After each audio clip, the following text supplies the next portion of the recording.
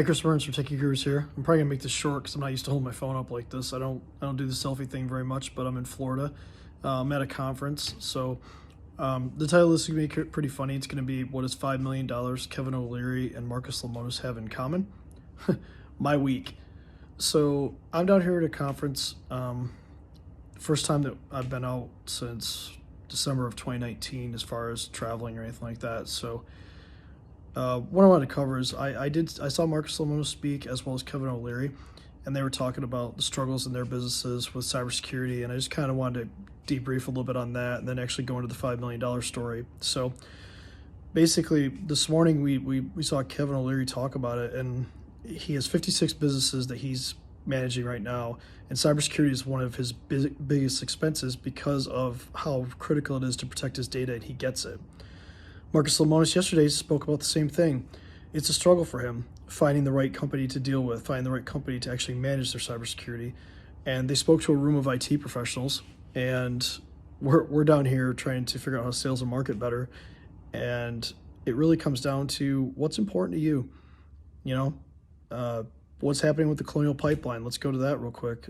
$5 million ransom they paid. They just admitted it yesterday. So they shut down 45% of the oil to the East Coast, including that to the airport in Atlanta.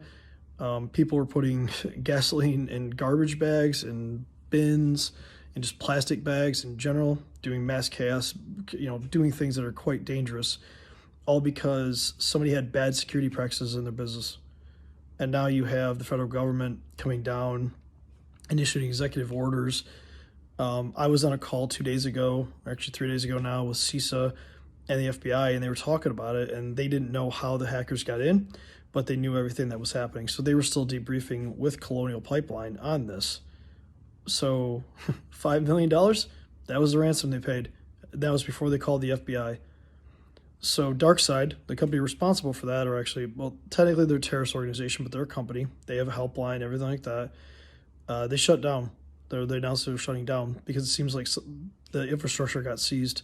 The U.S. government hasn't admitted to this yet. Probably happened. They probably were able to seize the infrastructure because in these situations, what happens is they have a command and control server, and they can figure out where that is, and then go shut it down. So the question is, can I borrow $5 million from you? So I'm sure the answer is no, but that's where we're at today. Unfortunately, every business is a risk. So, like I said, I go back to Kevin O'Leary and Marcus Lemonis. They've invested in a bunch of companies that are smaller. Cybersecurity is one of their growing expenses in their business, but they look at it as an investment in their business because it protects their investment, their money that they've invested in their business.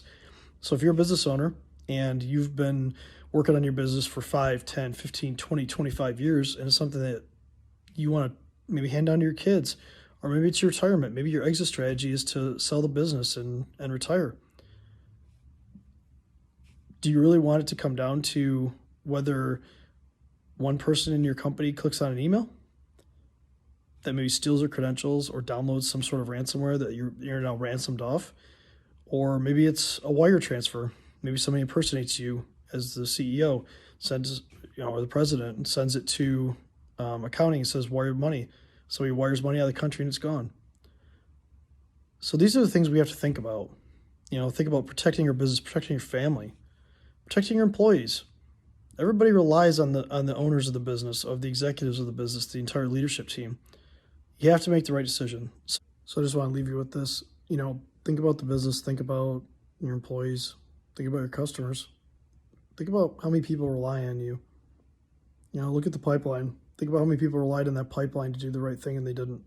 So until next week, I hope everybody has a good week, and I'll be back in the office, and I'll hopefully more content for you next week as well. And if you're looking for anything specific, drop a comment down below, let me know, and have a good weekend.